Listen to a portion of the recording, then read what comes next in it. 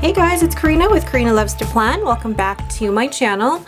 So I do not have a plan with me for the week of December 27th through to January 2nd in my Hobonichi weeks because I'm actually off work this week. So I thought, well, why am I gonna plan in a week for work that I'm not going to be at work? So I decided I would kind of show you guys what my key is for the way that, I know which things are meetings, which things are tasks, things like that, and how I use that for work and how you guys can use this on a day-to-day basis yourself. Now, this is just one type of key that you could use. You could certainly research on Google various different keys that you could use for the way you like to plan, but this is what I like to use on a day-to-day basis. So I decided I would use this page really to kind of show what a general week looks like for me and how I will plan.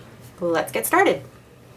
Alright, so normally the way that I like to separate this, and if you've seen this in my various planner videos as well, is that in a Hobonichi weeks, you can actually kind of see that there are dots down the side, or dots basically down each column, where you could literally split each day into 3 columns if you wanted to, or you can split it into 2. What I normally do for work, as you guys can see here, is that I do split it into 2, and I have one side just for meetings, one side for my to-do list. And so far for this month, it has been working quite well for me. Now, because I don't work Saturday or Sunday, I don't have anything here, and I really use this space down here for decoration. So you can see that I've done that here, and you can see that I've done that here, and it allows me to still have the abilities to use stickers without limiting myself and limiting the amount of space that I have to be able to write on a week-to-week basis.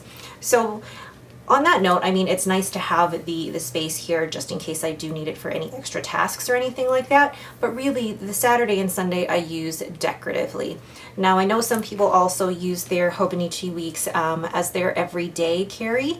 And, they split their days really into morning, afternoon, evening, and then use this side for any to-do lists, trackers, things like that. And I've seen some great examples. So, for example, I believe Lindsay Scribbles does that.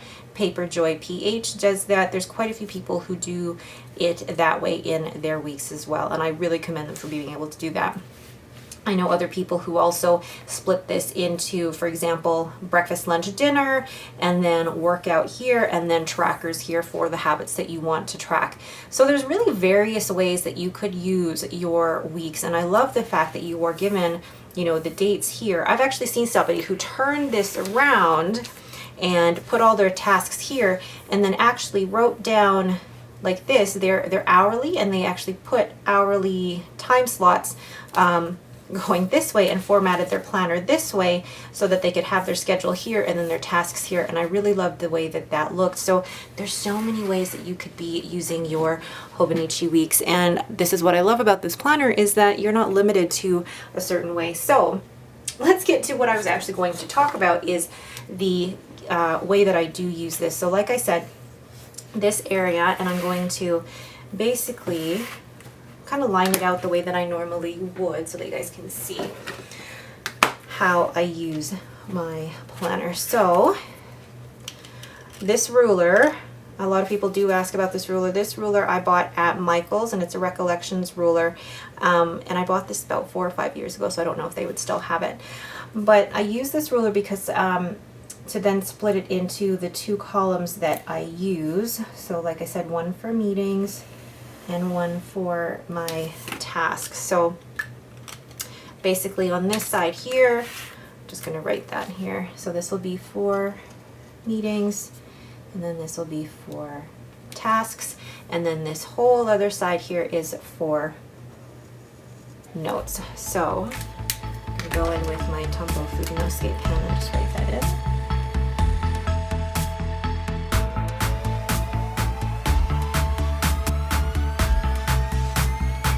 Now, if ever it does get to the point where I do use all this space and need to refer to the notes pages in the back, what I actually do is write down at the bottom here the date and the page number, and then I will refer to the notes pages in the back, and make note of what page number I have down at the bottom, where I started writing the notes, and that's what I will end up putting here. So I'll be able to, for example, I know that I will have taken a lot of notes on December 31st. So then I will flip to the notes page, write down December 31st and write all the extra notes here. See that it is on page 2. And then on this part, write down notes continued on page 2. So that way I still have a way to be able to reference anything that's in here and also know that I won't run out of note space. So far I haven't actually had to use the note space in the back. I've used it for some references that actually this past week I've had to, because I've had a lot of notes here. But so far functionally it's working really, really well for me. Now the main point that I wanted to say is my key for the way that I organize things. So when it comes to meetings, for example, I like to, I'm going to zoom in here, because I have so many meetings on a day-to-day basis. I have so many coachings to do with my team. I do generally end up having anywhere from 4 to 8 or 10 meetings a day, depending on what else is on the schedule. So the way that I like to outline my meetings is with just a little circle like that. And I do try to mix it up every week with the color of that circle. So that is for a meeting. And then do another circle here and another circle here. So if a meeting actually does happen and it goes through, then I just put a check mark. So meeting done. And if a meeting gets canceled, then I just actually cross it out like this, and I go meeting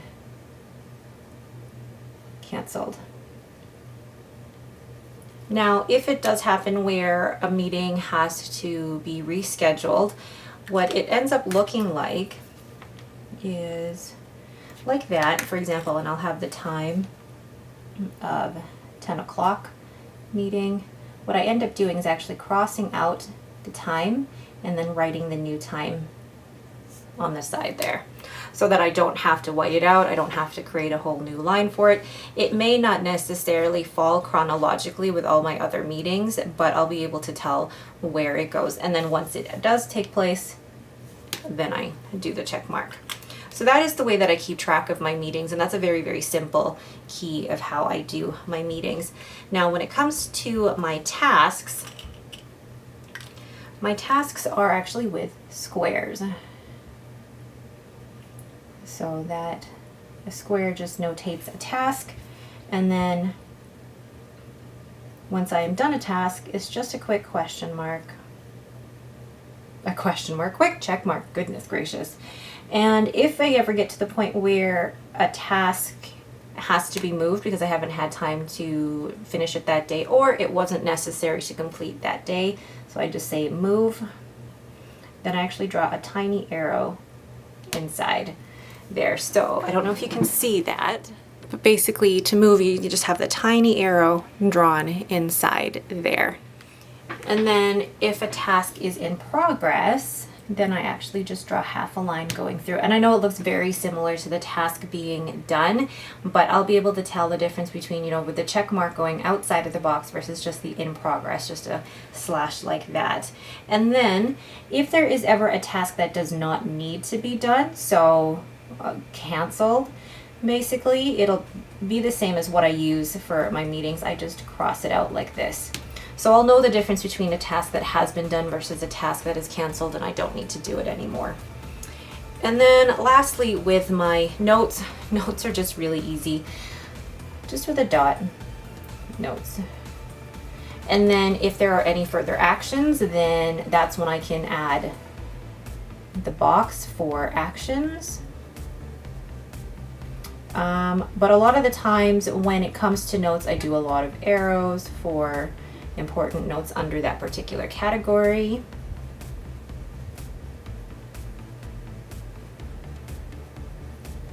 And in terms of really, really important notes that I have to remember and reference, I do a star.